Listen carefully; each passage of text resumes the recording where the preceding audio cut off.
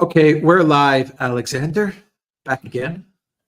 We are waiting for Garland. There might be a time mix-up, but we decided that we'll go live, and hopefully Garland joins us soon. But there's a lot of news that we can talk about, Alexander, as we wait. So, Project Ukraine: Risk of Collapse. I took this title pretty much from the Politico article. What are your thoughts on that? Well, I think that is what the article's title is, but I would actually correct the title if I was the editor of Politico, because it's not saying to me that it is at risk of collapse. I would say it is collapsing, because this is the most extraordinary article up to now that we've seen produced in the Western media since the start of the special military operation back in February 2022, because it is based on interviews with, we are told, senior Ukrainian military officials. So these are Ukrainian military officials, and we're told that they're connected to General Zaluzhny. I actually believe that one of them is General Zaluzhny, the former commander-in-chief of the Ukrainian armed forces. I mean, it's very typical of him, by the way, to hide while he's telling us things. But anyway, the long and the short of the article is that Ukraine is losing the war, that there is nothing that can be done to change the situation, and that the Ukrainians are outgunned, that the Russians have more men, that they are, if they launch an offensive this summer, Ukraine doesn't have the means to withstand this offensive, that the $61 billion appropriation in Congress, if that is authorized, is not going to make any difference, that the F-16s are not going to make any difference, that the Russians will be able to shoot them down, that there aren't enough weapons in the West to make any difference, that Ukraine would need a minimum of around 4 million shells to be able to hold its positions. And of course, there aren't that many shells in the West or in the international arms market.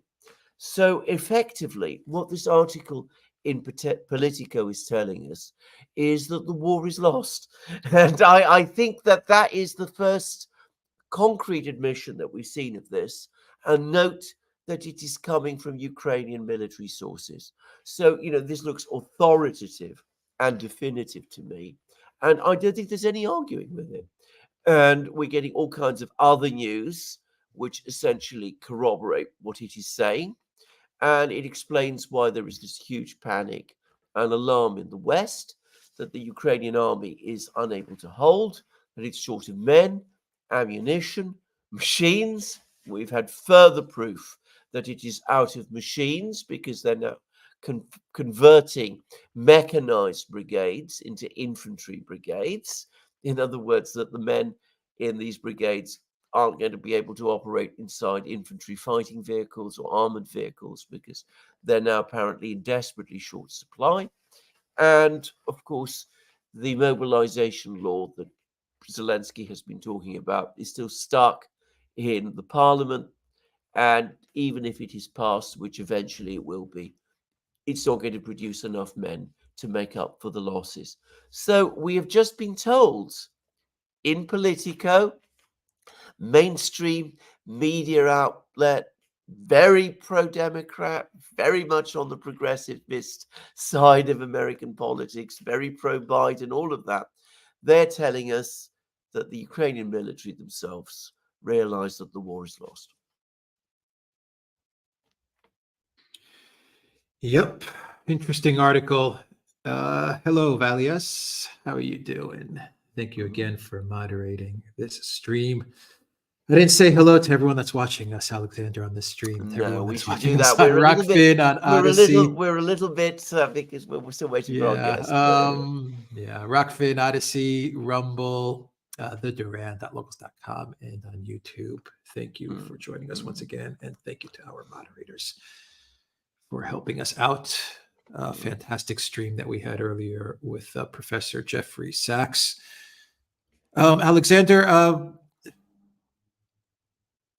Why do you think there's Russophobia in Britain? Do you believe it's as Well, Jeffrey Sachs explained, or is there something more it to is it? hard. It is hardwired in the system because, again, it's very, very difficult to come up with a rational explanation for it. Bear in mind that Russia and Britain are at the opposite ends of Europe. Russia has never invaded Britain at any time in its history. Um, to the extent that there have been wars between Britain and Russia, they've all been fought by Britain against Russia on Russian territory. And in fact, there's only really been two. One was the Crimean War, which we discussed in the program with Jeffrey Sachs, which was, to be absolutely clear, a British war of choice, an attack by Britain against Russia. We now have the archives. We know that the plan was to break up the Russian Empire. I mean, that was the plan. And of course, the British intervened in Russia during the Russian Civil War, directly after the Russian Revolution. And of course, they failed. But other than that, there's not been wars between Britain and Russia. On the contrary, in the world wars, the Napoleonic War, the First World War, the Second World War, Britain and Russia have fought on the same side. So why do the British have this complex about Russia? Well, I think Jeffrey Sachs nailed it. It's this big, powerful country. Um, it stands in the way of the first the British and now the American hegemony. It's important to remember that in the minds of the British establishment, it's not the American hegemony; it's the Anglo-American hegemony. Now they're quite wrong about that, by the way. They're completely exaggerating their own importance in this partnership with the United States. But you can absolutely see why they have this complex about Russia. And I think it's got worse over the last few years for two reasons. Firstly, after the Cold War, they thought that Russia had been defeated once and for all, and they're horrified to see that he's coming back. And secondly, they're worried that because of the rise of China, the Americans, who are the ultimate senior partners in this enterprise, are drifting away. They're more interested in China than they are in Russia, and that's spooking out the British because the British obviously are always more concerned in the end about Russia than they are about China. So But it's not rational, but it's understandable. yeah, but China is big. China is a big threat at the moment. Yeah, The biggest threat as far as uh, yeah. economic parity or something like Mm, that. But I mean, Russophobia is always yeah. much bigger. Yeah, you So see, the point about China is it's there's something far that's away. more Yeah, that's it's a lot more magnified with yeah, Russia. The hatred. exactly. I mean, China is far away. It's all the way off in the Pacific, so it doesn't affect Britain as immediately as Russia does, because Russia is, a power in Europe. And of course, the other thing for the British is, on the one hand, that makes Russia potentially more of a challenge to Britain than China will ever be. But secondly, it means that if the focus on the United States is on China, Britain becomes less important because Britain isn't able to contribute anything to the fight against China. Whereas to the fight against Russia, the British, in their own fantasies, think that they can play a role. So that's why they are so obsessed with Russia. Mhm. I wonder if there's anything to Tsar Nicholas and that time period as well Well, between Britain what, Tsar and Nicholas the Russia. First or Tsar Nicholas the Second? Yeah, Second. because of course they do have the British royal family has a guilt complex about this, because we now know that both Kerensky and, by the way, Lenin were quite keen to pack him off to London, and the King George V said no. I'm not having Nicholas here in Britain. Very strange decision, by the way, never fully explained. And they didn't just prevent Nicholas coming to Britain with his family, but they also took his money. I mean, he put most of his private money, which is considerable, in an account in the Bank of England, and the British seized it in circumstances that they've never clarified to this day. So yes, I think there is that. If you follow an American TV series called The Crown, by the way, which is all about the British royal family, the modern British royal family, there's a very famous sequence in it where the late Queen scolds Boris Yeltsin about the fact that the Romanovs were killed in Russia and haven't been given proper burial. And you see after it, Yeltsin is absolutely furious. And he says, "Are you we all really know." He's talking to himself, basically. We all really know that the real place where the Romanovs were murdered was not in Yekaterinburg. It was in this very same palace that I'm standing in now. Wow. I think we have Garland with us. Excellent. Yeah, I think he's in the waiting room. 1 sec. Let me pull him in. Hey, Garland. Hello, Garland. Hello, how are Garland. you? Oh, good morning. I don't know. Did I have my time right? I had you know what I was telling Alexander? We had this last week as well because of the U.S. You guys switched your time. Yes. Yeah. I think we had the time. I think 8 o'clock your time, 3 o'clock. But the whole time switch of the U.S. and Europe has thrown the scheduling a bit off. It doesn't matter. Doesn't matter. Yeah, let me 1 second. Let me move my one light. Yeah. Take your time. Yeah. So I mean, it's actually a wonderful scene. I mean, you have the Queen there, looking very pleased with herself because she's just scolded Yeltsin, and you see Yeltsin standing next to her, absolutely furious, and talking in Russian, and saying, "How dare she lecture me?" Right. When we know what the real thing was. And he says, "You call this a palace? You come and see our palaces in St. Petersburg. This is when he uses a very rude word to describe Buckingham Palace, justly so, by the way."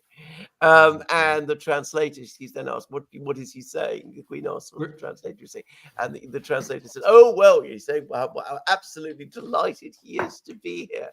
And of course, he's not. He's absolutely seething, and of course, he's bringing up the question of the lecture he's received about the murder of the Romanovs. Wow. We're I have all of Garland's information, by the way, everyone. It's in the description box. I'll have it pinned as a comment when the stream is over. We're just talking, Garland, before we get into the show, about Russophobia. In this case, we're talking about the UK and Russophobia in the UK. But in general, we're just talking about where does it come from? Where does the Russophobia come from? Where does it originate from? That's what we're discussing right now. Yeah, which is an interesting topic. Yeah. Go ahead. I'm with Dr. Sachs on that. I've always felt that it was not related in any way to anything that Russia had done, that it was neither religious nor ethnic nor ideological, that it was simply Russia stands in the way of hegemony. And it was the same way for England. And it's been said many times by many different people. If you tell your populace you must hate Russia because they are communists, and then they're no longer communists, and you're saying, okay, well, fair enough. Now you should hate them because they're at some point you realize you're not giving them the real reason, because the reason to hate Russia works for the ruling elite. Technically, it doesn't really work, but works for the ruling elite. But if the working class knew that they were being dragged along, just for the reasons of hegemony that would never benefit them, they'd never go along with it. Exactly. All right. Well, let's keep on discussing what's going on with Ukraine and anything else that's happening in the world. Alexander, Garland, Project Ukraine, risk of collapse. I took that from the Politico article from the other day, which talked about how all of a sudden they're reporting about how Ukraine is collapsing. So Alexander, Garland, let's get into it. Well, my position from the beginning was that because the question from the very beginning is, how does this end? How does this thing end? You know, all conflicts end at some point, even the infamous 100-year war. Well, at some point, 100 years was up and that war was over. So the question is always, how does it end? And generally, you know, some form of diplomacy, or one of the two parties involved is simply defeated. I mean, those is your options, and the winner, you know, decides what how the outcome will turn out. I think in this particular instance, I always felt that the way that Russia fights war dictates the way this ends. Certainly, since this conflict is not about Ukraine, that Ukraine is a political tool of the U.S. empire, right? Then how it ends for Ukraine, the U.S. masters could care less. Ultimately, I thought that as long as they get, you know, they don't care what happens to Ukraine. If at some point it gets smashed, they'll throw it aside like a piece of trash. As long as it weakens Russia enough, they'll be happy with it.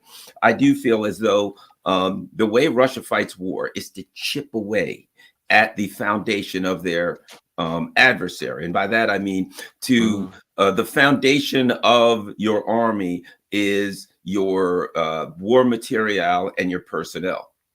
So they chip away at your war material and your personnel until you can no longer fight. They exhaust your enemy until they're tired of fighting, and they chip away at their ability to fight until at some point they can no longer fight. It's like chipping away at the foundation of a house. At some point, the house collapses.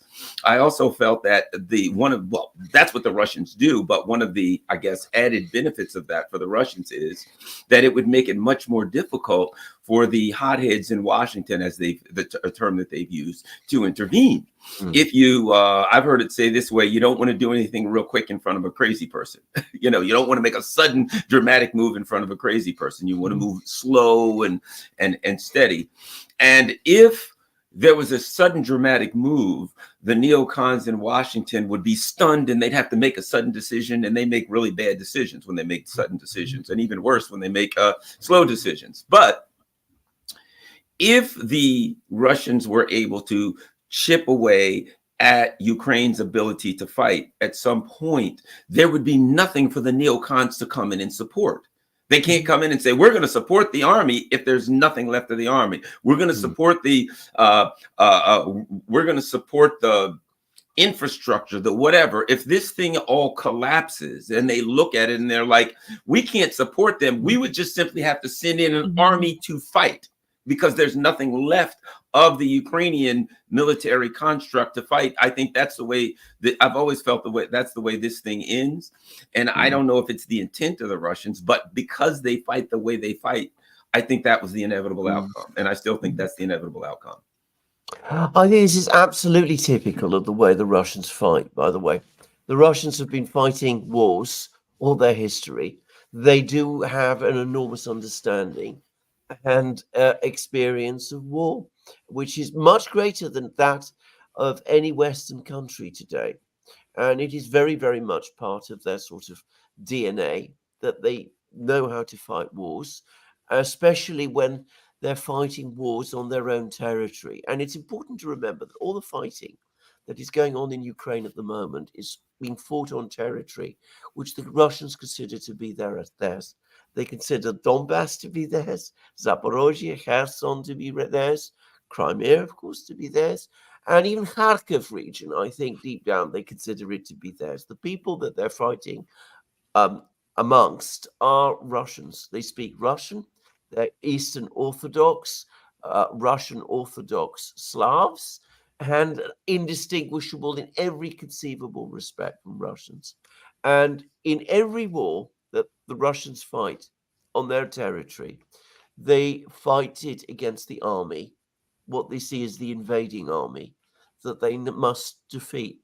So this is one reason, I think, why they're less focused on capturing territory than, you know, we in the West tend to expect, because they know that once they defeat the enemy army, that territory will come back to them because it's theirs. So I think this is something which I don't think we quite grasped about what it is that the Russians do. So I think they're fighting it in entirely Russian way, which is very different, of course, for our own way, because we now in modern era tend to fight wars of conquest. They fight wars of defense, defending the motherland. And ultimately, that's exactly what they're doing in this particular war. But I think that things have turned out in some ways differently, even from the way the Russians expected, in the sense that I think the Russians overestimated our ability to keep Ukraine supplied with weapons. I think even the Russians themselves are astonished at their own success in outproducing us. I agree. I mean, I think they also the error that they made, and it wasn't a terrible error, was they assumed that they were dealing with rational adversaries and that they were dealing with people that had at least the ability to be good faith actors when backed into a corner. That if, hey, these people may not be good at faith actors, but they're going to be backed into a corner in Ukraine. And at that point, they can become good faith actors. And I think the Russians have realized they're not dealing with rational people who even have the ability to be good faith actors when they need to be. I also think, and this is important, because one of the discussions, one of the terms, there are terms that are used when we talk about these kind of conflicts: globalism, imperialism, things of that nature. I think they are really important. And I think the term imperialism is important. And one of the keys to the importance of that is that the neocons actually use that term. They refer to Russia as an imperial war. Russia this is an imperial act. Why? Because they know the importance. They know what it is, and they know the importance of the term and how negative it is viewed. But I think what we're talking about gives you the evidence.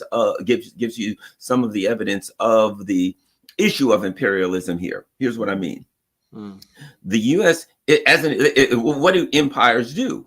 Quite simply, they expand and contract.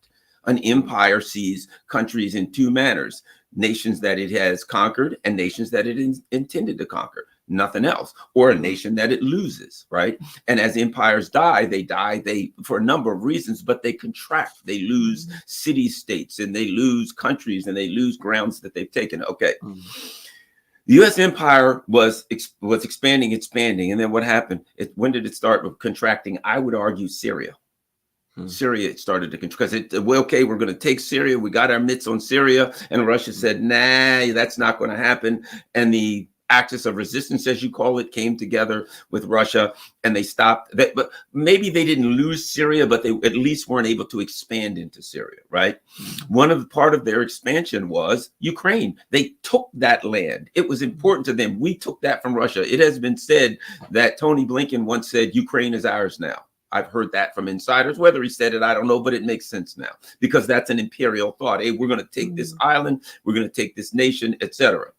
So from their perspective, they're always talking about, will Russia take this town or lose this town, take this city or Russia wants Kiev. Why? Because through the context of how they see international politics, it's about seizing more. It's about expanding your empire or your empire contracting. So in reality, they were fighting two different wars. You know what I mean? Russia was fighting a military war, a defensive war on their border, on their territory, so they could militarily conquer their enemy. The neocons were fighting a political war. That's why they used they're going to use all of these political machinations, such as the infamous soft power, and they're going to censor people on the internet. They're going to write all kind of articles. They're going to do things not on the battlefield, because it was a political war. Even why the offensive. The offensive was a disaster. Why? Because my understanding is Nuland had a big hand in it. She's a politician. So it was a political act. It wasn't a military act, and it had to fail because the other side has been fighting a military battle all along. And so that's why I think the issue of imperialism, Russia is now saying, you will not expand at our expense on our border. And China is actually saying you will not expand into Taiwan. We saw what you did in Ukraine. So the issue now with the U.S. empire, why they're so desperate, is what they're really saying is we have a right to expand anywhere in the world, anytime we want to, and we'll continue to do it. And Russia and China and other countries are saying no. And I think that's the fundamental argument we're looking at. I completely agree. I think that is exactly right. I think that they are that the Chinese and the Russians are in fact now increasingly setting out limits on what the United States can do. Now, we've had this article in Politico in which all these Ukrainian military officers come along and tell Politico, in effect, that the war is lost. I've already said in various places that I believe that one of those military officers is in fact none other than General Zaluzhny himself, the former commander. It's completely consistent with his known thinking. And Politico tells us that some of these officers are connected to him in some way. And so a public admission from within Ukraine by Ukrainian commanders that the war is effectively lost. And just after that Politico article appears, two things happen. They're quite interesting. Firstly, Biden calls Xi Jinping. And this apparently came out completely out of the blue. It's the Chinese side did not expect it. There'd been no previous indications that Biden wanted to call Xi Jinping. If you look at the readouts that the two sides have produced, the American and the Chinese, the American readout is extremely uninformative, as they always are. The Chinese readout is more interesting. And you talked about, setting limits and, the Chinese now setting limits over Taiwan. It contains these words. This is a sentence from the Chinese readout about this call between Biden and Xi Jinping that has just happened. And it says this: President Xi stressed that the Taiwan question is the first red line that must not be crossed. In the face of Taiwan independence, separatist activities, and external encouragement for them, China is not going to sit on its hands. That is, I think, the strongest warning that the Chinese have ever given to the Americans on the subject of Taiwan. It's absolutely clear. They're talking about that now as a red line. Now, the two readouts, the Chinese readout and the American readout, give us some information. The Chinese readout gives us some information, but I understand that the internal Chinese media, which I can't read because it's in Chinese, but anyway, people who do speak Chinese are telling me that it said that the speculation in China is that Biden, who initiated the call, that there is no doubt, called Xi Jinping principally to discuss Ukraine. The fact that the situation in Ukraine is going incredibly wrong. And they're linking it in China with a visit that Blinken has just made to Paris. The fact that he's there said all kinds of things like that the Russians will never take Kiev. And directly after Blinken's trip to Paris, something else happens, which is that the French defense minister, Le Cornu, telephones Shoigu. Notice, not the foreign minister. The foreign minister is not calling Lavrov. Macron is not calling Putin. It is the defense minister who is calling Shoigu.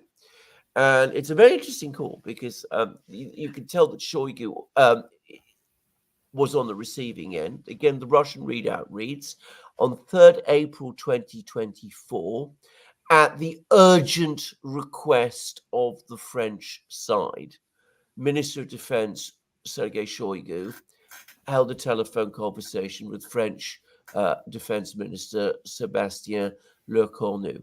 at the urgent request of the French side. So what is the urgency? What is it that's making it so urgent for the French to call the Russians? And there's discussion of the Crocus City Hall attack. There's a very strong warning from Shoigu about the idea of sending French troops to Ukraine. He says, that if that happens, it will create problems for France itself. Well, we know what that means. But then at the very end, the Russian readout contains these words: the sides express their readiness for dialogue on Ukraine. Now, this is, when you say the sides, that means Russia and France.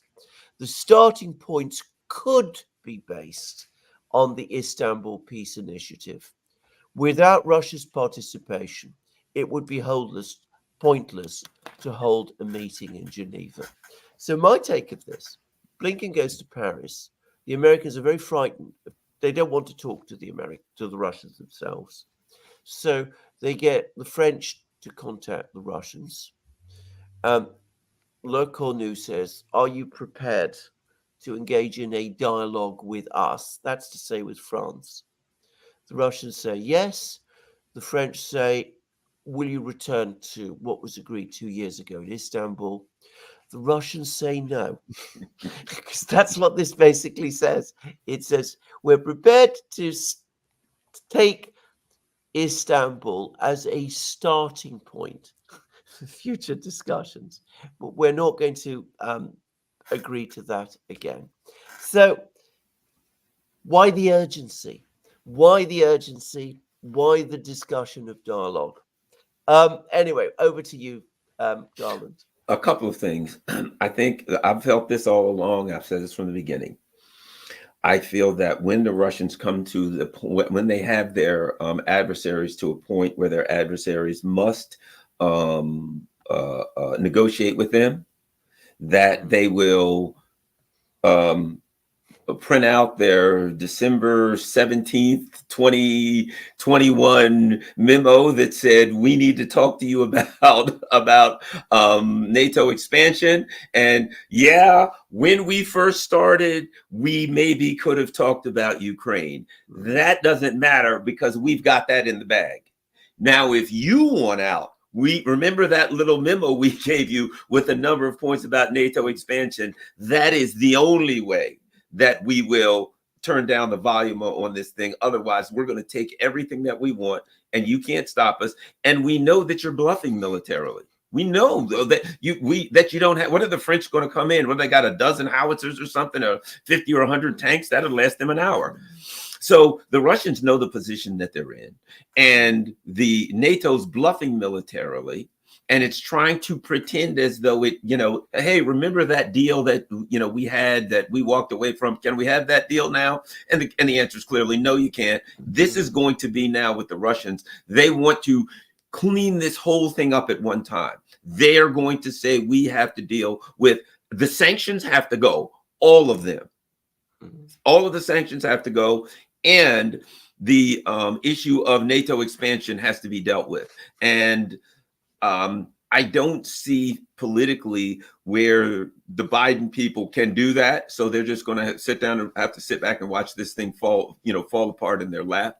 I also think that the urgency is about the Middle East. The urgency is about, they know that they are in a world of hurt in the Middle East, that Israel has spun out of control. They can't control that mess, that they're afraid that on any given day that this thing could end up, a broad and expanded war. They know the dangers there. And particularly they know that if that happens, that there's no chance, there's not much chance now of Joe Biden winning the election. But they know if that happens, oil prices go through the roof, and that's the one thing in America that no politician, no president has a chance of winning if the gas prices are $8 or $10 a gallon. So I think the desperation is about the fear of expansion in the Middle East, of the war, and I think that from the other perspective, this is China and Russia could never be in a better position. They know that the U.S. is in a bad way. And now, now China is not of a violent nature.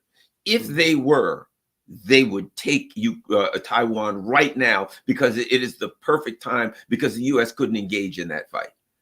So, but I don't think they really, I don't think they're of a nature to, to start a war, that they won't, unless they're absolutely backed into a corner and they have to. But I think they're signaling they're starting to feel backed into a corner, and they're starting to feel powerful enough. They see the dynamics. We're getting more powerful. You're in a jam in Ukraine. You're in a even probably worse jam in the Middle East, and you don't know how to get out of it. And one of the things the Chinese are doing is they're tightening the screws. As they start to say, we're more likely to move, we're thinking about acting on Taiwan, that's a red line. They're tightening the screws. They're tightening down the pressure on the neocons. I think that's entirely correct. I should just add, I mean, you're talking about the Russians and the Chinese feeling more powerful. Again, it's something I always keep an eye out for myself. We've got more economic figures coming out from Russia today. So GDP growth in January and February was 6%. GDP growth in March apparently was 7.6%. That's the estimate from the economics ministry. So that gives you some sense of, the kind of economic surge that we're looking at. And this is fully in line, by the way, with the PMI numbers. So, that's just say. And inflation does seem to have stabilized, and there's some signs that it's starting to fall. So that just to throw that in quickly, briefly, there with the Russians. But anyway, let's just focus on Ukraine, because I think that the urgency is partly about the Middle East. I agree. The urgency, I definitely think, is about the American election. I think that if you're talking about the people in Washington, this is always the overriding concern for them. Quite apart from anything else, they don't want the Orange Man back. That is a thing that they're all terrified about. They've all got themselves worked up into a state over it. So that's another thing. So they don't want to collapse in Ukraine before November. But it looks like they might have a collapse in Ukraine before November, because going back to that Politico article, it basically gives a date, actually. It says August. There's a Russian offensive in August. The Ukrainian lines won't hold. And this is very much in line with what we've been saying on our respective channels now for some time, that eventually the Ukrainians are going to be ground down. And we see that they're being ground down. And I have to say, I think that a lot of the panic is because, they can do the maths maybe they can't do the maths very well, but they can do the maths approximately well in Washington and Paris and London and Berlin. And they can see that there aren't enough shells or drones or fighter jets or bombs that can make a difference. The Russians have more of them. And this must be, for Western leaders, the single most shocking thing of all. I don't think at any point since the Second World War they have been put in that position. Yeah, I agree. They're learning that material industry and material things are far more important than narratives and magic money of derivatives and things of that nature. Because when they started, it was, we've got plenty of capital, we can pump all of this capital into Ukraine, and we can defeat Russia by pumping unlimited amounts of capital into Ukraine, because we can print unlimited amounts of capital. Well, even now they can still print plenty, even though the long-term effects notwithstanding. But there's nothing to buy with it, because people can't make the shells and things of that nature. So they're learning, they're going that the world ultimately, that the importance of, money represents sugar and rice and beef. and that ultimately you need sugar and rice and beef, and the money, you can't eat money, and that's what they're learning the hard way. So they can't defeat a Russia that still understands the conservative nature of Russia's culture is not just conservative when it comes to religion and things of that nature. It's also conservative when it comes to how do you maintain the physical underpinnings of a society that allow you to keep going. You keep factories and you maintain them, and you maintain your industrial power, and you can grow food. All of those. Again, we get back to this. The U.S. sees food and oil and things of that nature as political tools. We're going to stop this country from growing as a political tool, so they have to buy our stuff, and we can inflate or deflate the prices. And so it's oil over here. We're going to use oil so we can choke you out, so you can't get. We'll raise the prices. So they're seeing these commodities as machinations for policy. Russians realize this. You can heat things with your energy. You got to have food in case somebody comes to get you. You got to have food set up for the winter. It's cold. You have to be prepared for the winter. So it's a conservatism that is a realistic kind of view of the world. You got to have physical things. You just can't make this stuff up. And so they're always physically prepared for the problems they're going to have. And now we're seeing that old school conservative, let's be ready for the winter, let's be ready for bad weather, is going to win out every time in the long term. And I think that go ahead. Sorry. No, absolutely. I completely agree. And the other area where they're conservative is in debt, because again, I mentioned a slew of economic figures. GDP, debt to GDP ratio in Russia, 17%. 17%. I mean, the United States adds $1 trillion, and this was confirmed today. $1 trillion of debt every 100 days now. Russia's debt apparently it's fallen, in fact, because again the GDP is rising. So the GDP is growing faster than government spending is. Right. Well, and basically the West's economy now runs off of debt. It doesn't run off of making things or digging things out of the ground. It runs off of debt. It has to have debt to survive. So since it runs off of debt, the nature is to expand the debt, to keep looking for someone else to lend money to overthrow another country so you can lend money there and you can buy things. It runs off machinations that are all related to debt. So it only makes sense that sooner or later the debt would run to a point in economic, corporate debt, personal debt, and government debt to a point where it's unmanageable. And as you already know, unpayable debts don't get paid. So now they're in a position where they're backed into a corner economically. I think that another important thing about Ukraine now that Russia's doing that shows that they smell blood in the water, and that is that they're going after the infrastructure. They're going after the electricity. People talked about why the Russians didn't do that. Why do they allow them to have internet and all their electricity and blah, blah, blah. I think with the Russians, it was a timing thing.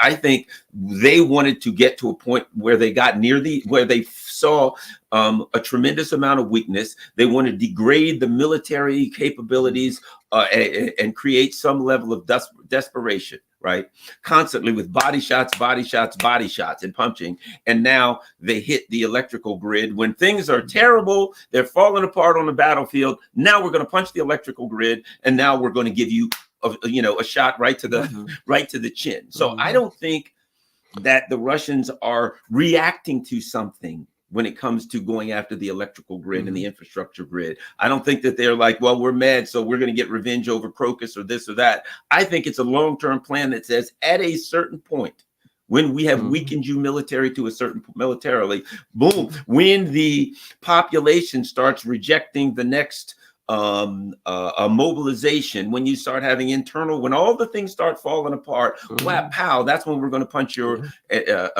electrical grid, and we're, and kind of yank the rug out of the whole operation. I think it's entirely correct. I think that this is a very carefully prepared and carefully thought out operation. It's been prepared for a very long time.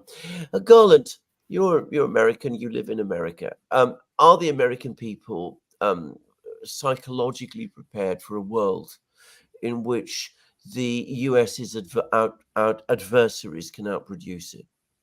That The they can American, act. yeah, go ahead. Yeah. Yeah. I mean, this has never happened before in American history. Well, I think what you have to understand about, and something that's really coming to the forefront now, and that is the American people are starting to understand that the ruling elite in America don't represent their interests. You know, the American people in reality are just like everyone else. They're wandering around, living their lives. They want to hang out with their families. They want to work. They want to send their kids to college. They want to do the same things as everyone else. So one of the things that the ruling elite has been able to do is, as best they can, make sure that there are imperialist moves and government overthrowing and all the CIA, undermining and of various people around the world, that didn't affect the American people.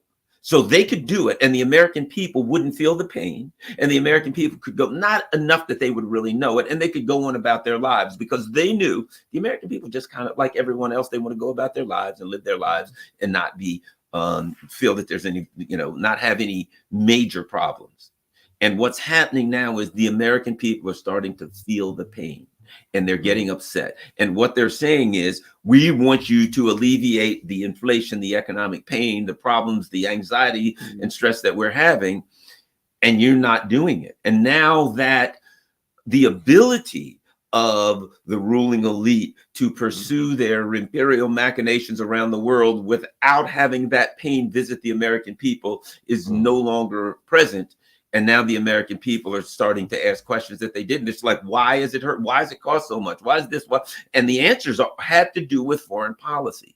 I see now, as an example, and I've said this, I see now Donald Trump, something I've never seen before, and that is there's a significant amount of support for Donald Trump in the Black community in America. And it's funny, because I had someone who's Jamaican say to me, "Oh, I don't like Donald Trump. Oh, he called my country a S-hole country, blah blah blah blah blah. But I'm going to vote for him." And it had to do with economics. Well, it costs so much more to do this and that. And, when another friend of mine has a landscaping business, does well, raises his family. He was talking to me about, well, gas costs so much now for my, equipment and lawnmowers and all. Why? When Trump was there, it wasn't. They're starting to get this kind of romantic. Well, when Trump was there, things were better off. And ultimately, that's what people vote on. So I'm starting to see that in a community that is one of the foundational constituencies of the Democratic Party. They lose the Black community, they're, it's game, set, and match. There's nothing left for the Democratic Party. They're done. They're not even barely a national party. So anyway, go ahead. Your thoughts. No, I mean, what would they say? Because, we got all these adventures that are going wrong. Project Ukraine is going wrong. Middle East is going wrong. What would they say if the US government now said, this is a situation where we have to intervene directly in order to restore the situation? We've got to send more boots to the Middle East. We've got to send more boots to Eastern Europe. Indeed, even possibly to Ukraine itself. There are some suggestions in Russia, I understand, that the purpose of Le Cornu's call to Shoigu was to try to see whether the Russians might be prepared to stand back and allow French troops into Ukraine, which, of course, again, they got completely disabused about this. But, what would the Americans say if they were asked to do that this time? Would they say yes? Would they say no? Would it be a situation like we saw in the 60s over Vietnam, people protesting and coming out and opposing it? What would the reaction be? That's a very interesting question, because if you look at the dynamics right now in the polls, the people that support these wars the least, the people that support the Biden administration the least, are the people that they'd ask They'd have to ask to fight. The people 30 and under, my God, nobody 30 and under like Biden. They despise him. The younger people are furious over the Israeli conflict and what's going on in Gaza. So for Joe Biden and the administration to come to this group that hates them, that hates these wars, that have suffered the most economically, the COVID shutdowns, who suffered the most economically, 30 and under, who's tied up with these unpayable college loans, 30 and under, right? To come to those people and say, we expect you to fight is an invitation for disaster. They tear this country apart. It wouldn't happen. Basically, most of them, I would argue, would just simply say, I'm not going to go. You're going to have to throw me in jail. I will not do it. Now, what are you going to do? Are you going to jail tens of millions? Are you going to jail tens of millions of people who are saying we're not going to go, or we're going to go to Canada, or whatever they're going to do? So the issue, I think, is that would be the ultimate example of this bumbling imperialist U.S. foreign policy coming home to visit the American people, and they do not have the support in any way, shape, or form for that. In fact, I'll go even further. The U.S. military is in a decay for a number of reasons, not the least of which being the young people don't want to serve in the military because of the foreign policy. So they've got the people that they've got in the military now. What's going to happen as those people age out or get out because they're concerned, and as young people say, we're not going to go in? So they've got the military they have now to work with. But as far as going into fights where they're going to have to expand that military, draft people, bring in more people, well, good luck with that, because that's the end of any hope of civilization in America, because young people will burn the place down. I understand. It's very like Britain, by the way. I mean, one of the great myths about the fall of the British Empire is that, the people in London, suddenly woke up one day and decided that, they didn't really want to be an empire anymore, and that they were going to start granting independence to all these various countries. It wasn't like that at all. It was one of two reasons. Firstly, the United States didn't want the British Empire around because they said we should be the empire now. But the other one was that the British people weren't prepared to fight to preserve the empire for the elite any longer. This is specifically very vividly the case in India, where the British army basically said, the soldiers there said, enough's enough. We want to go home. We don't want to be involved in this. And this was true right across the empire. It became impossible to maintain conscription. Conscription had to end in Britain in 1960.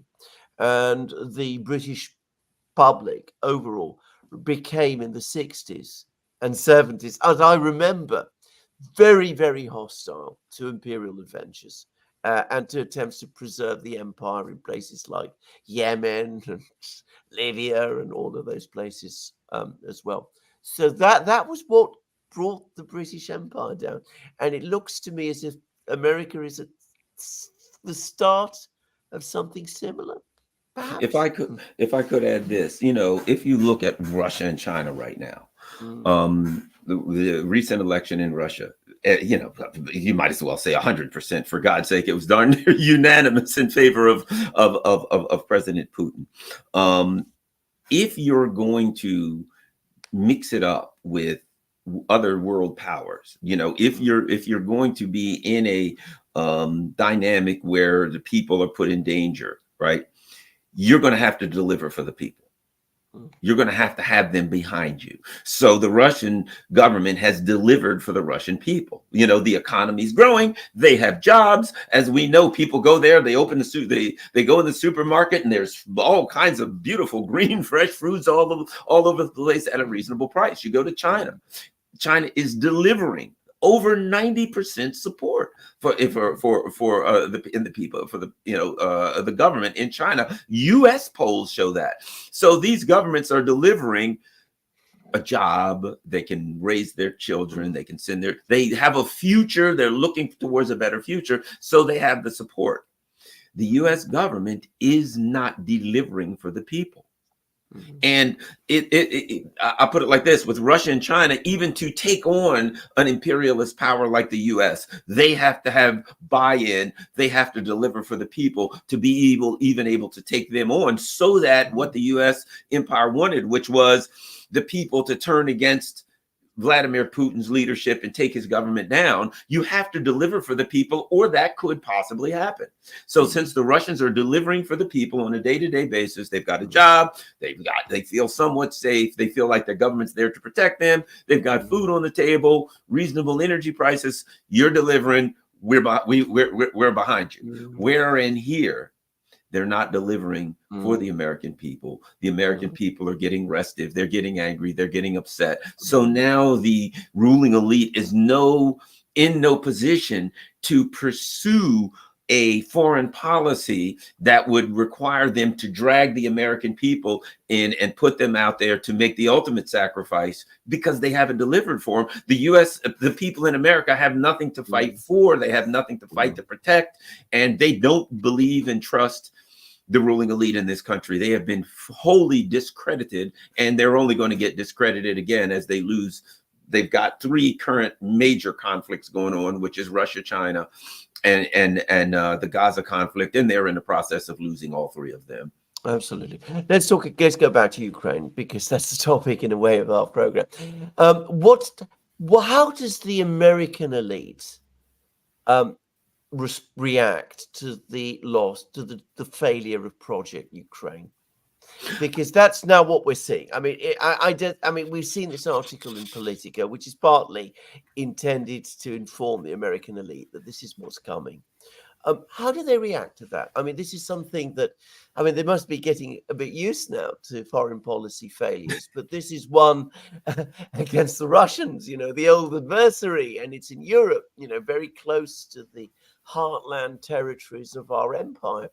And it's been a technological war, and we've always thought that we were superior in technology, and it's the other side is using an air force like we use an air force, and they're doing it perhaps even better than we do it. So how do they react to this? Does it frighten them? Does it make them angry? Are they going to come back and say we've got to try and hit back at the Russians even more? Or do they say to themselves, do they finally say to themselves, well, the moment has come for us to try and find some kind of understanding with the other side because they're too strong? My suspicion has always been based on their record. They were in Vietnam for, a decade or so, and they said, we can't possibly leave Vietnam. If we do, we're going to have the domino theory, and the communists will come eat us, and everything will go bad. And at some point things went bad in Vietnam. They left. Yeah. What did they do in Afghanistan? They went on and it will be an incubator for terror and all kind of terrible things. We can't ever leave there because of terrorism, blah, blah, blah. They woke up on a given Tuesday, they left. Mm-hmm. And bad news, well, really good news, actually, but I'll put it like this: bad news for the ruling, good news for the people of Europe, bad news for the ruling elite who have stuck their neck out so far on this thing. Mm-hmm. At some point, the ruling elite in Europe are going to say, what are we going to do? And they're going to say, what do you mean we? We are going back across the pond and calculate our next diabolical scheme. As for you, call us, have a nice day.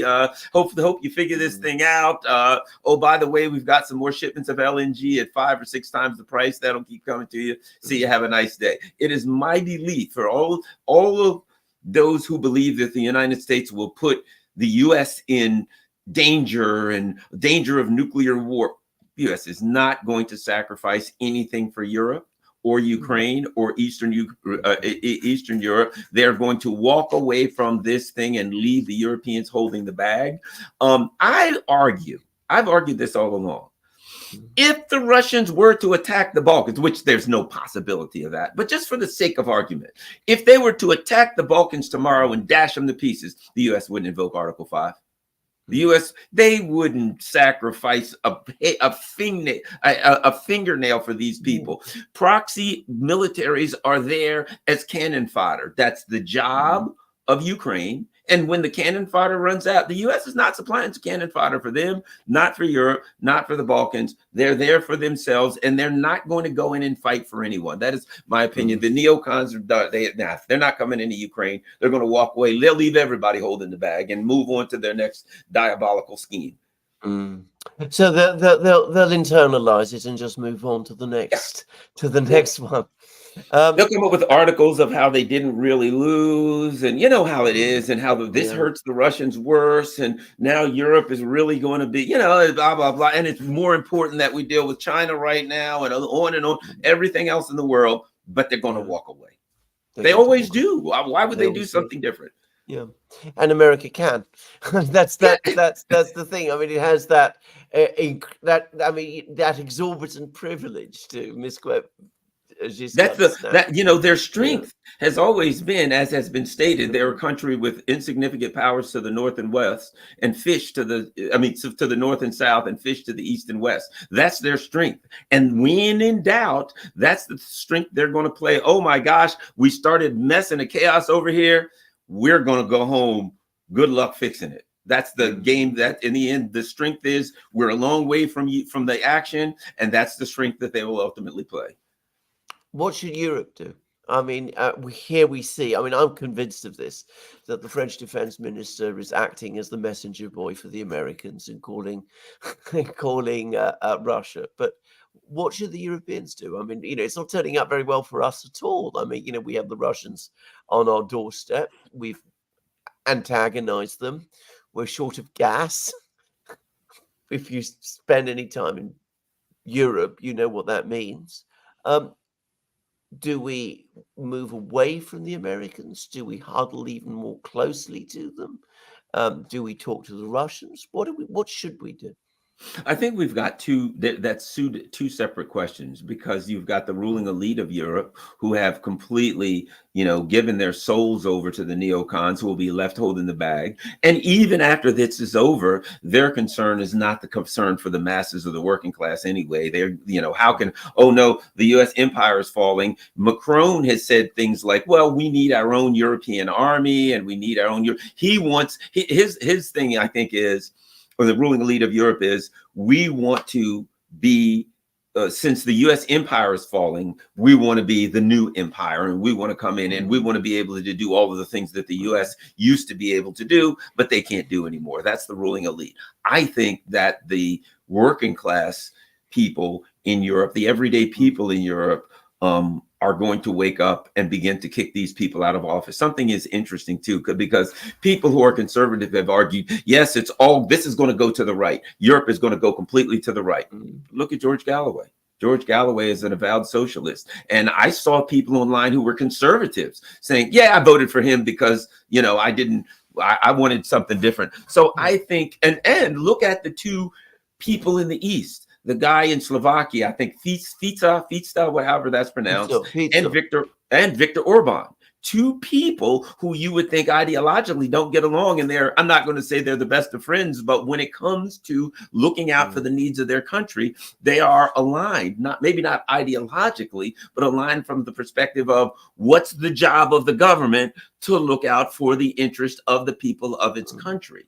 So I think that there will be a combination of some countries are going to get leaders to the left. Some countries are going to get leaders to the right, but people aren't going to be looking necessarily for a leader who aligns ideologically with everything they want, but they're going to be looking for a leader that they feel is independent.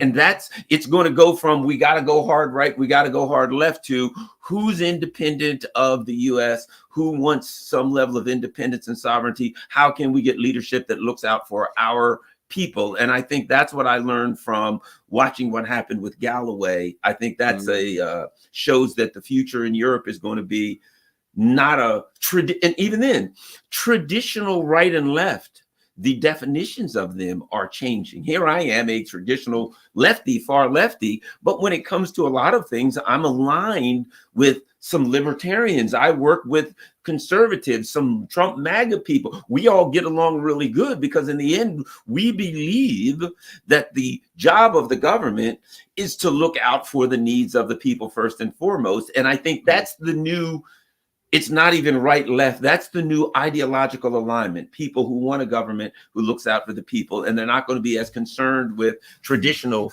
right and left as they are going to be with traditional structures of power and representation. I think that's entirely right. I think it's also true in Germany, by the way, where we see the Sarah Wagenknecht's movement and the AfD, and they're both growing. Interestingly, it was assumed that Sarah Wagenknecht would take votes from the AfD. She doesn't seem to be. She seems to be taking votes from the Greens and from the SPD at the moment, from what I can understand. So, this is an interesting phenomenon.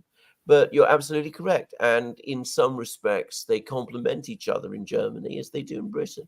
And you're perfectly correct. In Britain, many people who historically would have considered themselves conservatives are happy that Galloway has been elected to the British Parliament because they find themselves much closer to him on many issues now and much more able to understand him than they understand people within the so-called Conservative Party. So just saying. So I think you're absolutely correct. Well, we are in strange times in some ways in the world, very complicated and dangerous times too. Is there any? Because we've had a rather optimistic program overall. Is there any danger that things could go horribly wrong?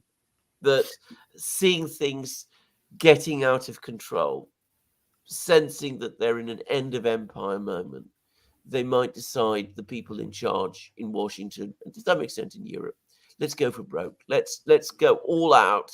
Let's try something big and desperate. And if it works, well, we've bought ourselves another 20 years. And if it fails, well, we all go down together. I mean, some countries have done that to themselves. Japan did it in 1941. Germany obviously also did it. Is there any risk that something like that might happen? I don't think there is, at least until the election.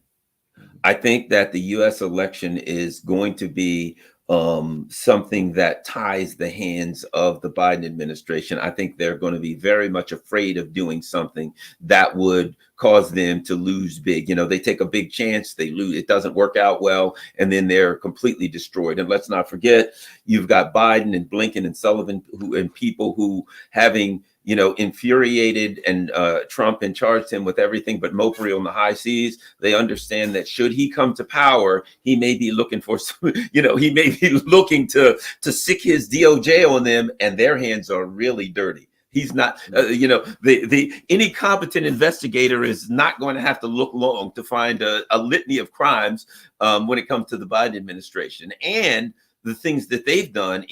I will guarantee you this. In the Biden administration right now, there are probably numerous people who, if given the opportunity, would be happy to start singing about the things that they know and they've opposed for the last 4 years. So they're horrified of losing, and similar to Netanyahu, they're afraid of going to jail should they lose. I think that's something that's going to restrict them, at least until the election, from doing anything major. That being said, if there's any danger, it's a danger of incompetence. It's a danger that they could stumble, that they could make an error, that they, we'll do this. This isn't much. It'll be okay. And it ends up being something major that, even particularly on the coast of China, that they could do something that China finally says, okay, that's a red line, we're going to act. And China ends up taking some kind of a military action against a U.S. installation or something like that. So I think a foolish move is more likely than an intentional move that gets out of control. I do think, of course, that, as the big concern right now is, how is Iran going to respond to what's happened? I think people are holding their breath. I do believe this. In the same way that when it comes to the Crocus attack, that the Russians are not going to do anything foolish, that the Russians are not going to allow that to distract them from their plan that is working. I think they're going to act. The Russians have a military plan. in Ukraine, and that plan is working. And I don't think they're going to look at the Crocus attack and say, well, we're furious now, we have to throw hypersonic missiles into Romania or something. That's not what they're going to do. I think they're going to pursue it in a legal fashion, internationally legal. Who knows, they may end up at the UN court presenting evidence, whatever the case may be. But I don't think they'll be the Russians will be distracted from their winning strategy. I also believe that the Iranians are carefully coordinating with the Russians and the Chinese, that there are discussions. So even the Iranian attack may be through a proxy. You know, it may be whatever they do. I suspect, you know, who knows, maybe Yemen will, the Ansar Allah will show up with some nice new missiles that can, you know, cause further damage than the ones that they have. I think they will, they're going to act, but I don't think it'll be an outright punch in the face that the Israelis can use to expand this thing. And I believe that the leaders of Russia and China and Yemen understand the inextricable link between the three conflicts, and that they're treating these as one conflict, and that the three will come together and they will decide upon Iran's, you know, certainly it's Iran's region, etc. But I think they will consult the other powers, because let's face it, Iran needs Russia, they need China, and so I think it will be a it will be green lit by their partners, whatever they do. I agree. I think it's also important to point out that the Chinese and the Russians, I mean, they may not need Iran, but it is important to them.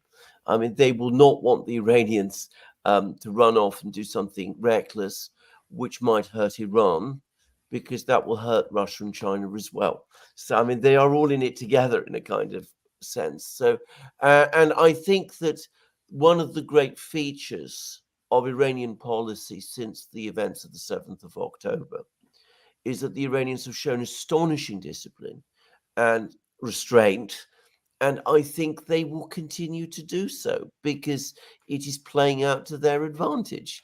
So, I mean, you know, I think they understand perfectly well that the Israelis are trying to provoke them. So the best way to deal with that is not to be provoked. This is my own view.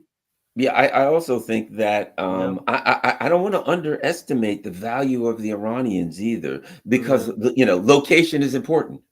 And their location, one of the things I think the Russians and the Chinese understand now is that these two choke points, Bab al-Mandab Strait and going into the Red Sea, and the Straits of Hormuz, that those are Iran's choke points. Iran owns those choke points, and they can open them and close them at will, and that is extremely powerful. I also think that if you look what's happening now, the Russians, you know, I recall the leader of North Korea coming to Russia, and he ended up at the Roscosmos Space Center wandering around with Shoigu. And now every time you turn around, the North Koreans are trying another new missile with solid fuel, and they're putting another satellite in the sky.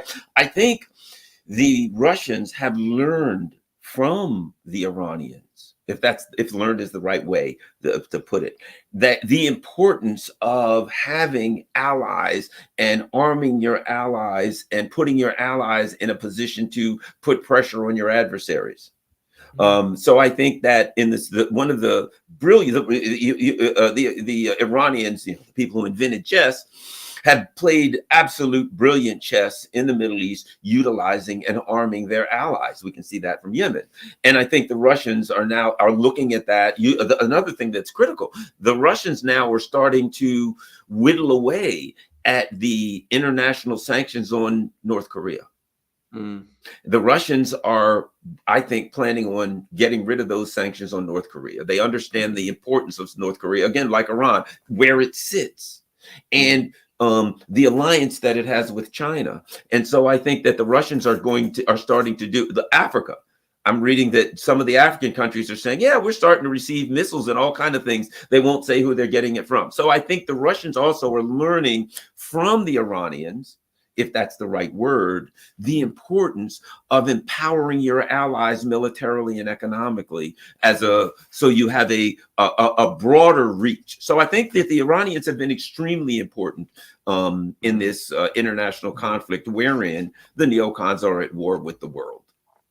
I think you're right. I think you're absolutely right about this. I think the one thing I will say is that I do agree with you that one should never underestimate the possibilities for incompetence and stupidity and panic and anger on the part of some of these people in Washington. I mean, they are, well, no reverse gear. I mean, this is our new shirts, just to say. There's always that potential there. There's always that inclination from them there. And, one should never underestimate the risk from that.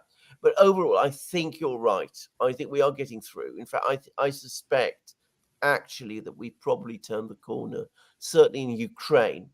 I think the way the Russians have run it means that I think we have turned the corner in Ukraine.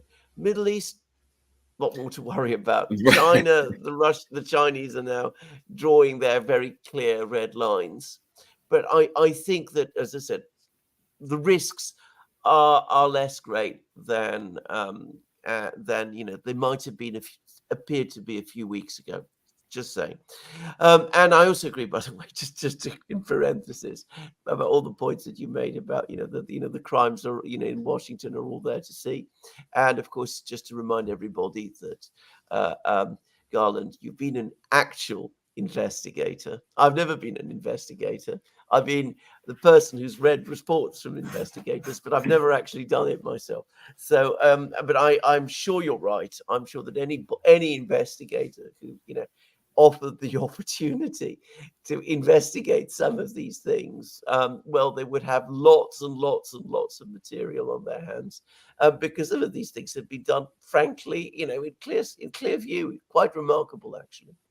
So anyway, this is where I finish. I think we've had a great, run through things, and specifically with Ukraine. If you're all right to stay, Garland, I'm going to hand over to Alex, and I think he probably has some questions to ask. Certainly, I've got some time.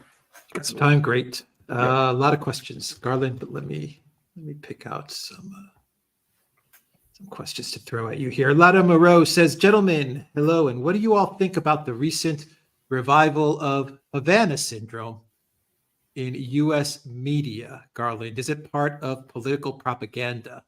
Why now?" I think it shows desperation to some extent. I mean, it's absurd, it's ridiculous. And I mean, it is, to me, it shows that they're looking for anything they can to throw at the Russians, shotgun effect, throw everything against the wall and see if something sticks. This has no intrinsic political value. People can watch, it just keeps people busy. It's like chewing gum for the brain, basically. So I think it demonstrates desperation. They're looking for something to throw at the Russians. They don't have anything. So they look, do we have anything? We got is Havana syndrome. Okay, give me Havana syndrome. We'll go with that if we don't have anything else. That's the way it comes across to me. Yeah. Sparky says, can I just quickly add on that? I think it's also directed at Trump, actually. I think this is like, the Taliban bounties story, that the Russians are paying bounties to the Taliban. You remember how that was used during the 2020 election? I can very easily see Havana syndrome being sort of brought up here, asking Donald Trump questions like, are you going to stand up to the Russians over Havana syndrome? And Trump says, well, this is absurd, this is ridiculous. And they say, well, that proves that he's soft on the Russians and he's following Vladimir Putin's orders. So I think there's some element of that in this as well.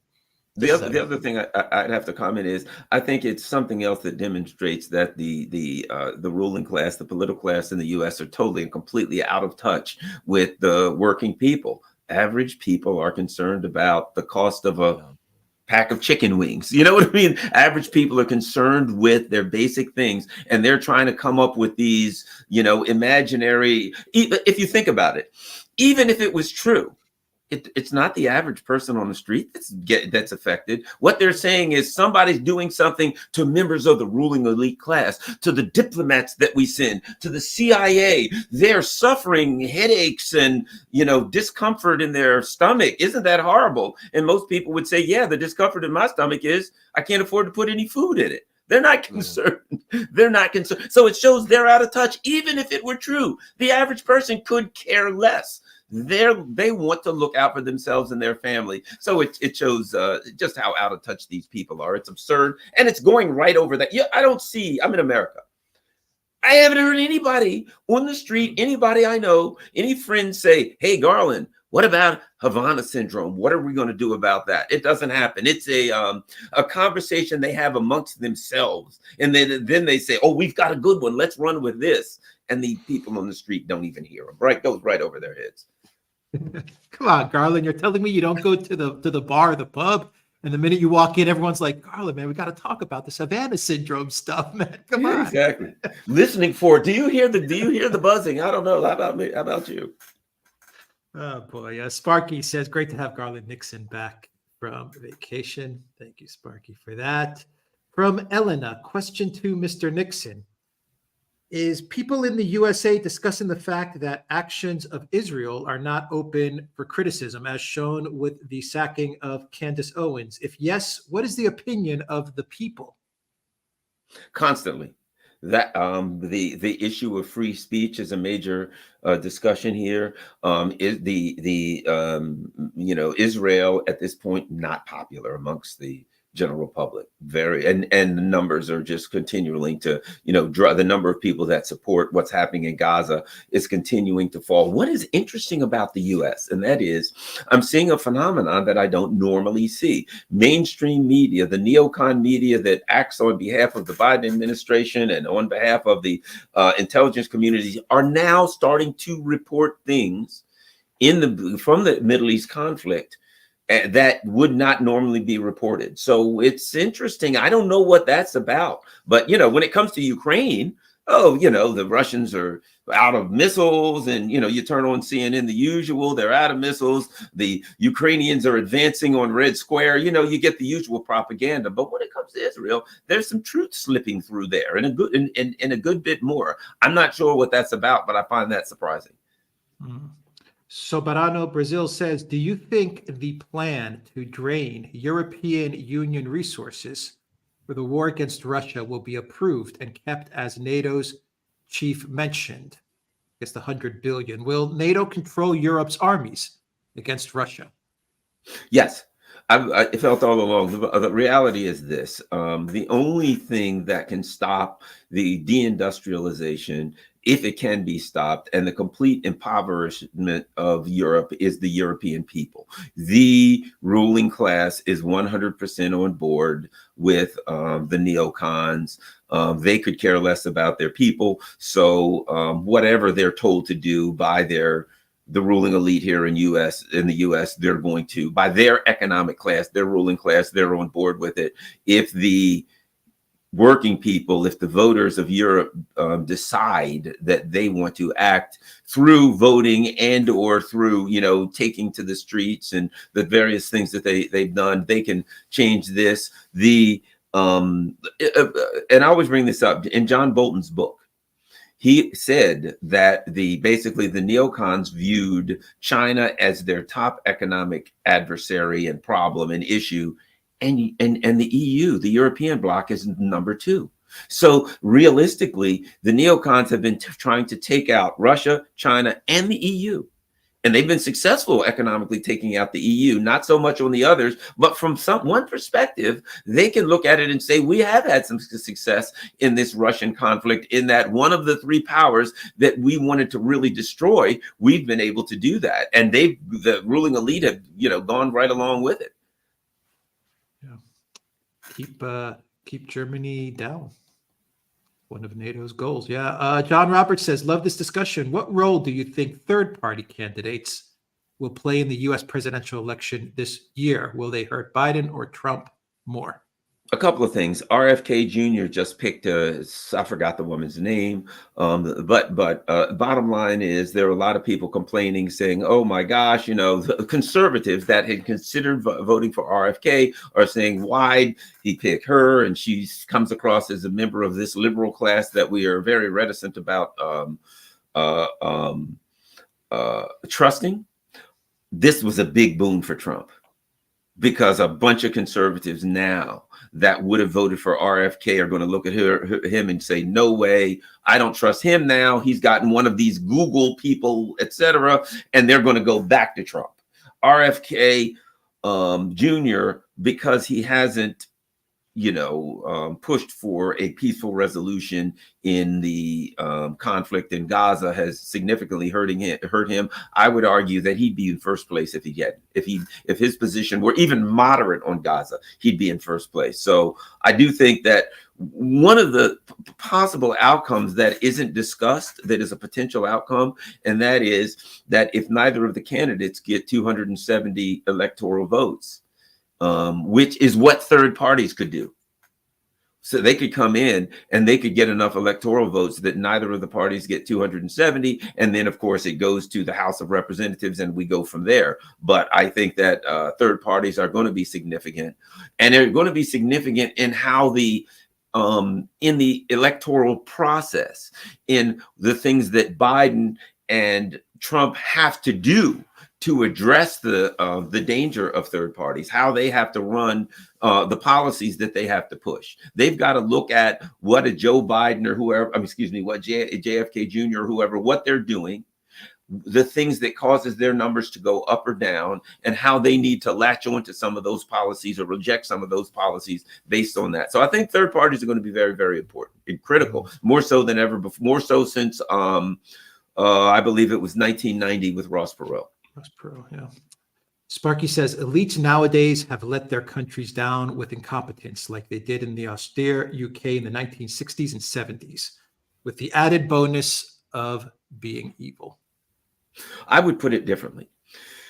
I would argue that they haven't let the people, in a way, the people that they represent, they're not letting them down. I think what's happening is that people, the average working class, regular old citizens, the voters out here are starting to understand a reality, and that is that the ruling elite don't represent them.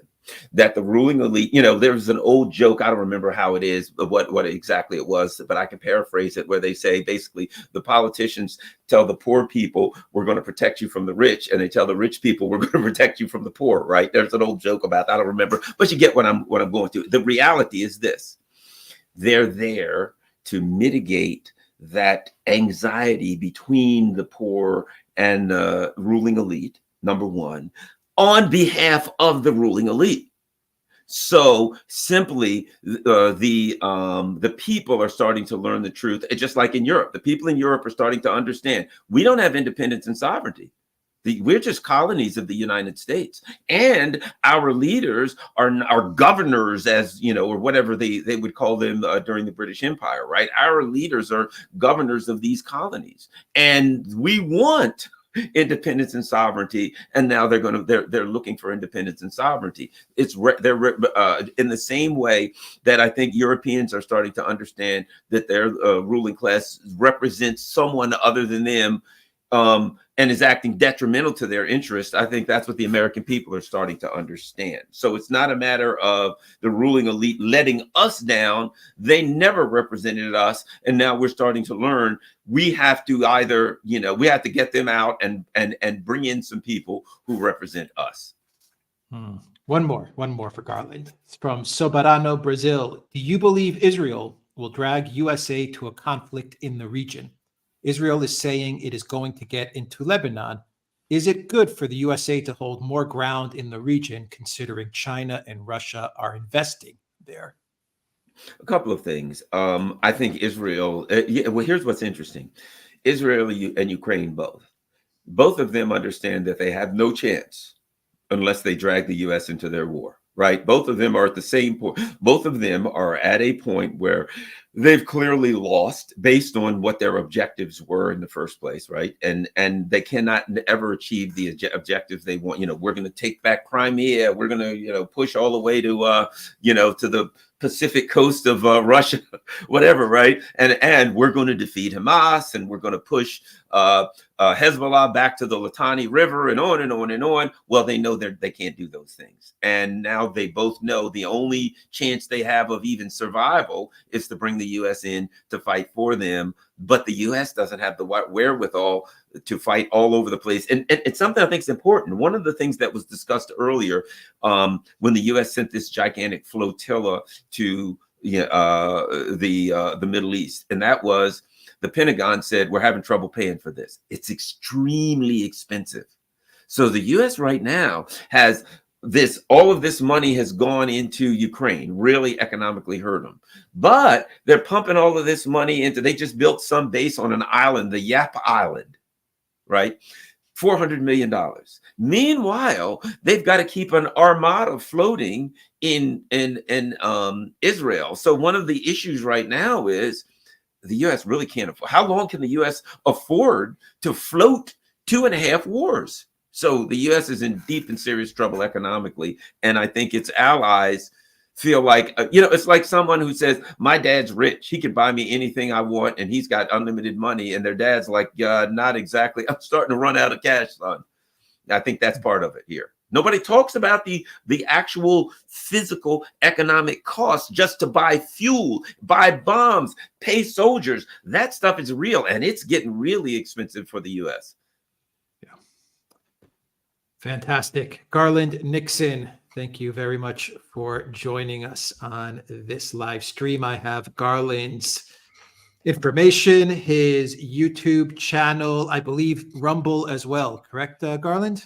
Yes, yes. On Rumble and Rockfin. Also, I have all that information in the description box down below, and I will add it as a pinned comment as well. Garland, thank you very much for joining us. Thank you. Anytime. Thank you, Garland. Thank you very much. Thank you. Thank you. Take care. Whew, great show. Mm-hmm. Great show. All right. Great show. Alexander, let's answer the rest of the questions. Do you have the energy? Are you absolutely? Absolutely. Yeah. All right, let's do it. From KL, I listen to this channel and Military Summary the most. And when Alexander gives it credit, I knew this place is legit. And thank you, Valies. Thank you. Thank you, Valies. Yes, I agree with that. Peter says, will a Biden loss be the ultimate Zelensky curse? Yes, actually, it would be. No question. Yeah. Sparky says 2 Duran live streams in the same morning. We are blessed. Thank you, Sparky, for that. Peter says the U.S.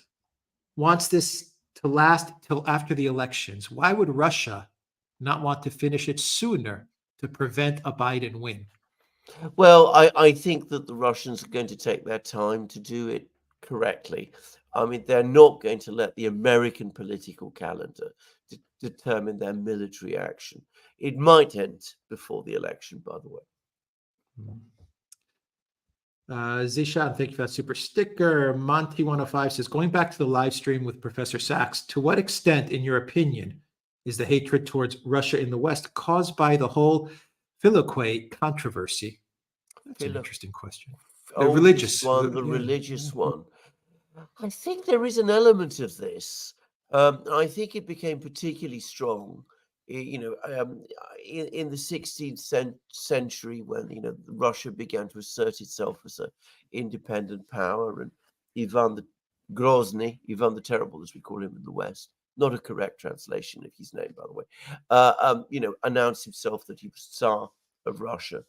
And that meant that you had a new power emerge in Europe, which was distinct from Western Christianity. So I think it has been there. I think it's always played a certain role. It's waxed and waned. It was very important, by the way, at the time of the Crimean War, just saying.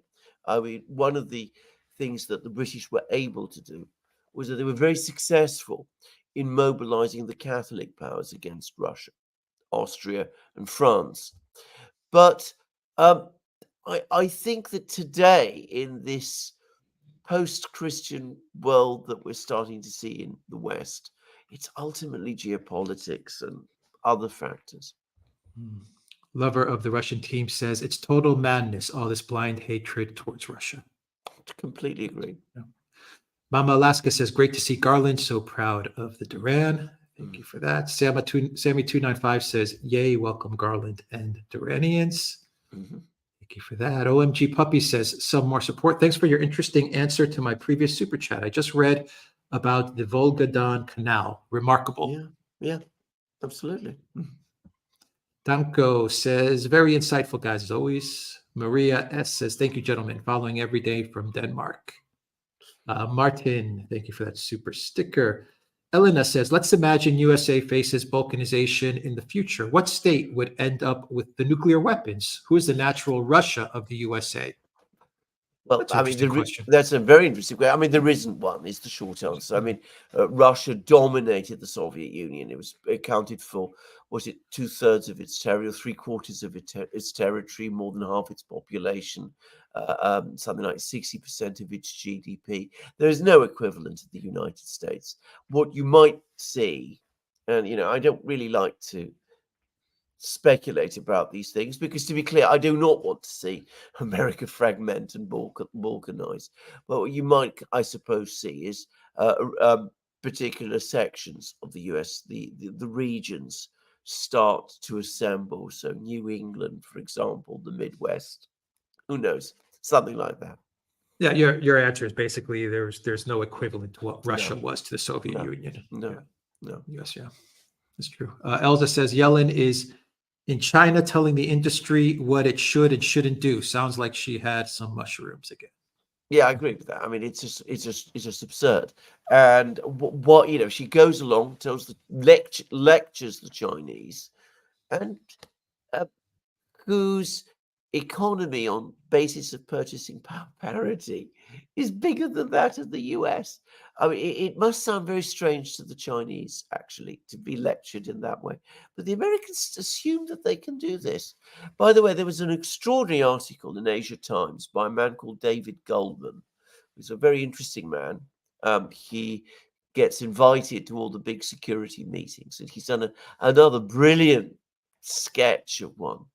And he says that China can produce 4,000 cruise missiles a week, which is more than the entire American arsenal of cruise missiles.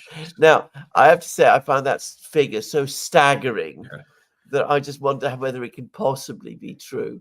But, you know, I made a few inquiries and I'm told it can. It probably is. Custard Pie says, it's scary if our president, Johannes, might be the NATO chief. He is the same or worse puppet than Stoltenberg. Yeah, I agree with that. Yeah. From Rumble, Lerka Perka says, is there a will and enough force on the part of Iran to save Armenia, or is saving Armenia a lost cause? It's as far as the Iranians are concerned, it's a lost cause. I mean, the point is, and I think a lot of countries sympathize with the Armenian people, but nobody sympathizes or likes Pashinyan outside the NATO Such a weird Euro-Atlantic dynamic. bubble. Yeah, absolutely.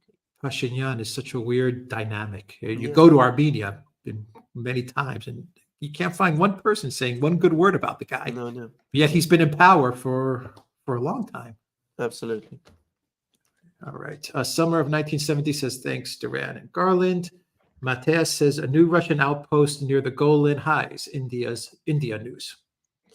Yeah, this is true, but I think this is a precautionary move. I don't think this is intended as a move of escalation. I think it's intended by the Russians to try to sort of sober people down and to make them think, well, look, don't escalate because the Russians are there now. Sebastian, thank you for that super sticker. Zahir, thank you for that super sticker. Sebastian, thank you again for that super sticker. Tabernacle says, shall we fight with peaceful means? Limits are set. Yeah. Very good comment there. From Soberano, Brazil, do you think that other countries will fight Russia as proxies too, like Ukraine, or will it be with mercenaries or both? I don't think any other country is going to want to take on Russia after what they've seen happen in Ukraine. I mean, I think the one thing that has happened over the last year, especially since the failure of the Ukrainian offensive of the summer, is that people have come to understand that the Russian army is a very, very serious adversary to take on. And I think people are not armies around the world, especially NATO armies, are not too keen to tangle with it. Sparky says, who'd have thought deindustrialization would turn out so badly? It seemed like a good idea at the time. Oh, it was a brilliant idea. We all knew that it would turn out splendidly, but something somewhere mysteriously has happened, which just doesn't make sense. D to Fedra 7 says, everyone, please go listen to The International Jew by Henry Ford. Okay. Neo McCarthyist says, seems like NATO will double down and enter soon. Operation Steadfast Defender nearby. French equipment and troops prepped. Finland and others signing security agreements, and Trump's looming re-election. I don't think so, actually. I think this is a lot of talk, a lot of bluff. I think that the Americans have made it very clear that they're not going to participate in any venture in Ukraine. In fact, they're angry with Macron for bringing up this topic. I think the Germans are the same. I think in Germany there would be a very strong reaction. We've just heard from Garland what the reaction would be in the US. I think the same is true as Britain. I don't think there's going to be any real intervention by NATO in Ukraine that goes beyond what we've already got, which is actually quite a lot, really. I mean, there's quite a lot of NATO personnel in Ukraine already, and we see that they're not making any difference to the war. Yeah. Ricardo Alfonso, thank you for that super sticker. Soberano Brazil says, what do you think about Poland? Where are they heading? Do they want to be the next Ukraine? Many Poles ask themselves that question, and the answer they overwhelmingly give is no. I think at the start of this conflict, at least at the start of the special military operation in 2022, there was a huge amount of rallying in Poland. They were going to support Ukraine.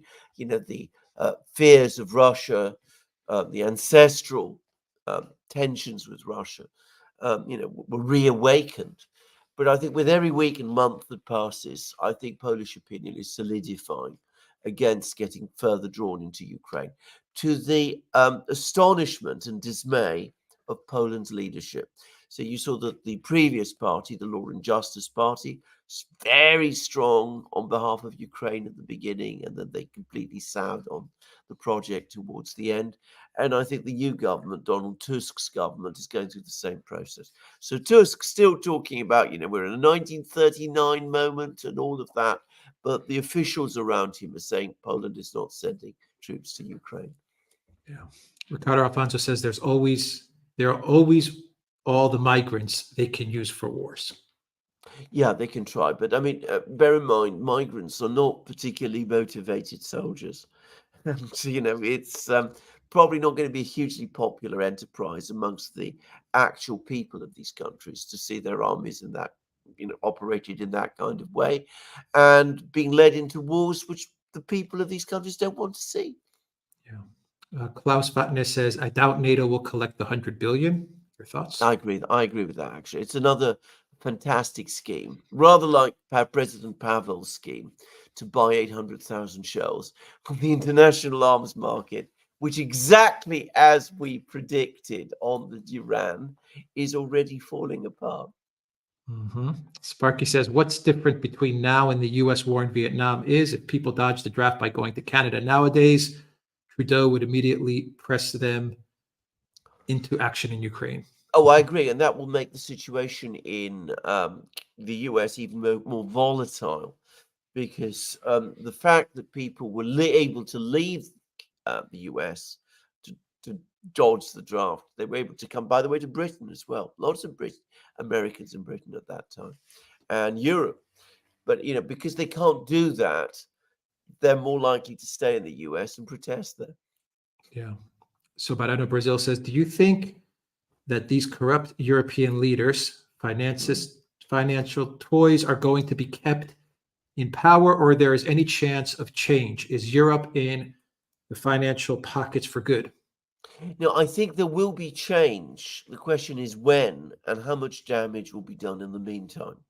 And that's what we've been saying on the Duran, basically since we started, doing our programs in 2018. Sooner or later, this project is going to fall apart.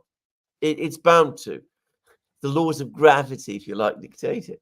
But in the meantime, the process of keeping it going, we see the damage that's being done, and it's cumulative, and it's getting worse. And by the time it collapses, well, the wound that Europe will suffer might, in terms of its global standing, be mortal. Yeah. KH Whack says super sticker. Thank you for that. KH Whack. Claudia Spencer, thank you for that super sticker. Mahendra says, thank you for mentioning Indian naval revolt in Bombay. Brits were over-dependent on Indian soldiers in many parts of Asia. Revolt changed everything. Yeah. Sassy says, Russia intervention is equal to regime change, equal to swamp drained. Yeah. Summer of 1970 says, George Galloway is a rare and truly inspirational politician. Absolutely. I completely agree. I mean, he's by far the finest orator in Britain today. And the amazing thing about him, the other quality he has, is that when the media takes him on, he wins. He's extremely good at this, to an extent that no one else in British politics is. He's not scared of them; they're scared of him. It's quite amazing, actually. Russell Hall says, will you ever do a show discussing what appears ostensibly to be the long-standing myth of Putin's secret fortune? It seems to be a root narrative. We should do it one day. I once wrote a huge article about this, going through all of the various allegations, systematically debunking them, and making the point, by the way, that what is most strange about one of these allegations is that they are debunked many times. The Govenvor affair, the palace on the Black Sea, all of these stories. You can actually take them apart, and they've been taken apart. And yet they go quiet for a time and then they come back. And you just don't seem to find a way of just killing this thing once and for all. Just to say, it is absolute nonsense. I mean, I worked out, and I actually went into great detail, that he's not even a particular, by the standards of the international rich. He's not even a rich man. Lutong says, hi, gang. Hello to you. Andreas says, there is an ongoing attempt by a Hungarian politician, Peter Magyar, to split Fidesz by forming a new right-wing party. The attempt seems dead on arrival, which makes me suspect Western intelligence involvement. I agree. I mean, I didn't know about it, but I agree.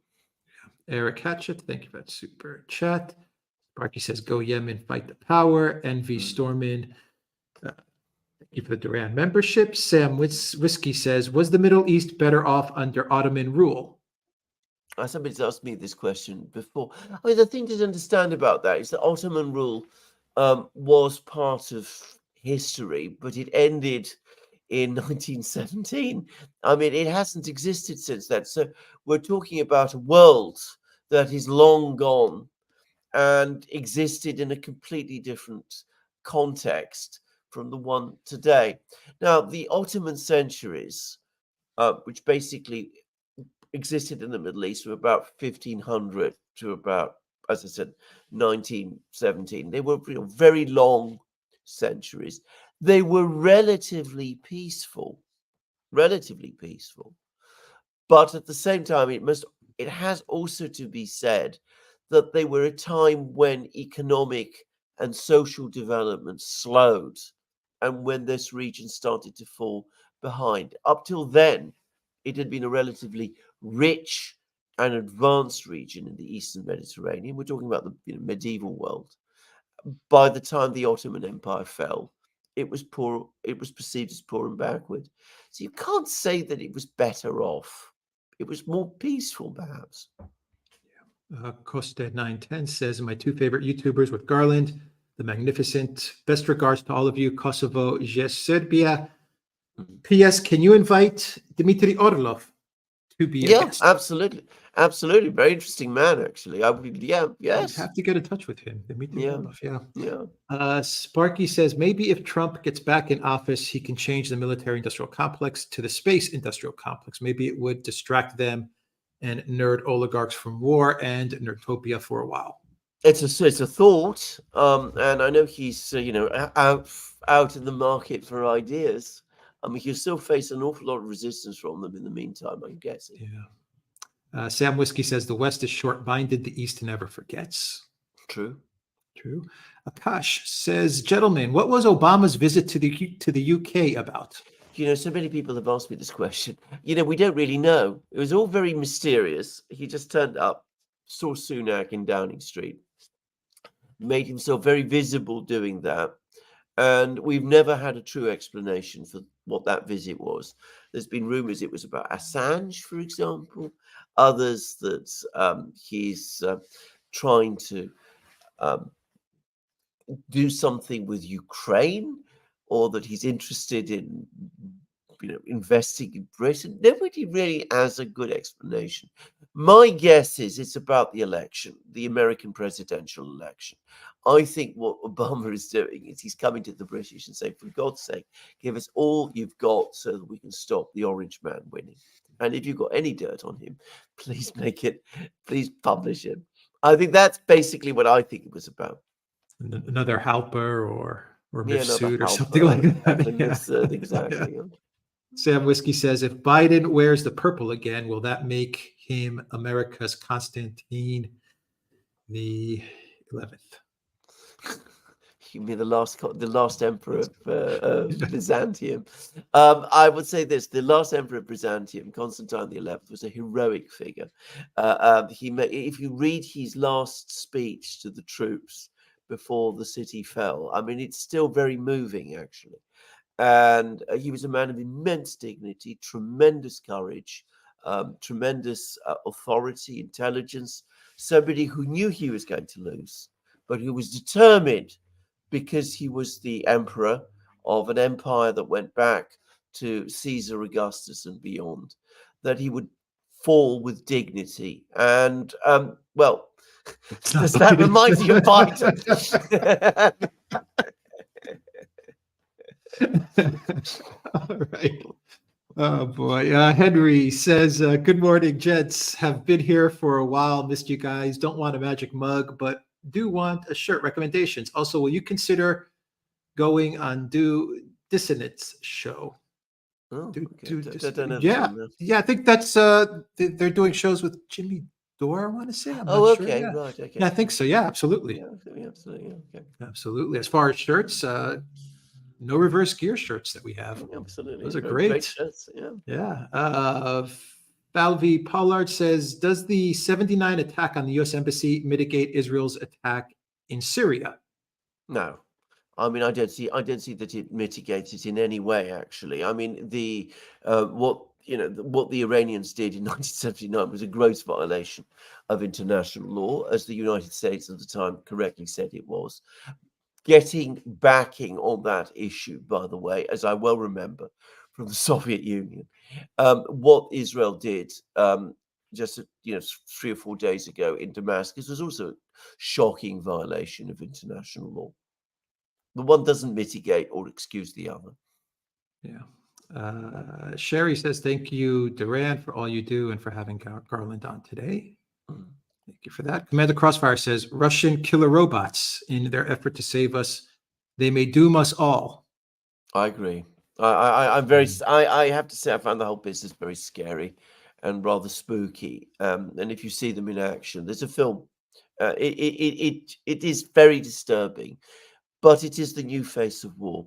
And, if it hadn't happened in Ukraine, we would have seen them soon somewhere else. That's technology and the trend in technology now.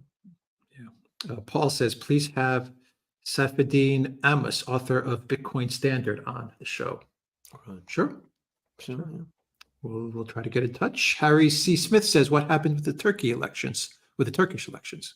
I think we discussed this briefly. I mean, I think Alex put it very well. It's all about economics. Erdogan himself is not threatened. He's still president of Turkey. His foreign policy has not been challenged. He's not been criticized for his conduct of foreign policy. But he let inflation get completely out of control in Turkey because he wouldn't raise interest rates. He's now decided that he's got to bring inflation down. He's tightened monetary policy hugely. That has led to an economic recession. There is always a time lag between tightening monetary policy and inflation falling. So at the present moment in time, people in Turkey are experiencing both an economic downturn and very high inflation. And so what do? They vote against the ruling party. It is normal. Yeah. I don't Paul know, says, Alex. no, yeah, I agree. Yeah, you're exactly right. Exactly right. Paul says Safedin is also the economic advisor to Nayib Bukele. Okay. Okay, right. That would be interesting to It get would be someone from interesting. Bukele's Yeah. staff to go Yeah. on the show. If they would come on the show, that would be great. Absolutely. Yeah. Kafan says Russia should sell weapons to NATO. They did. You know, once upon a time they did. I mean, Greece bought some. Them to True. Ukraine. It's not going to happen again. Yeah. Falby Pollard says your answer to my previous question must be no. Which question was that? I'll go back and see. Anyway, I'll go back and see if I can find it. Paulie said, did NATO invoke Article 5 in February 2020 in Mans, Belgium, in secret? A video shows it, but nothing has been written on the subject. Thank you. I don't think so. And certainly, as you correctly said, there's been no real confirmation of it. Does the 79 attack on U.S. embassy mitigate Israel's attack in Syria? Was that a no from you, Alexander? Yes, it was. It was a no. Okay. Russell Hall says, I've never seen anyone even question the myth of Putin's fortune. It's a narrative they constructed early in his career to prepare for discrediting him. Yeah, well, as I said, I mean, I have written a long article about this, which is probably somewhere. You can probably unearth it somewhere on the internet. It's still there, I'm sure. But I've written a long article about it. I mean, it's to my mind, it's a program we can do, but as night follows day, the same stories will repeat themselves. I mean, it's you can spend all your life disproving it. But, you know, it's not going to change people's beliefs about this. I mean, take the stories about his yacht. There's this huge ship somewhere, which is always described as Putin's yacht. No one can find a single instance of Putin ever visiting this thing. Not one.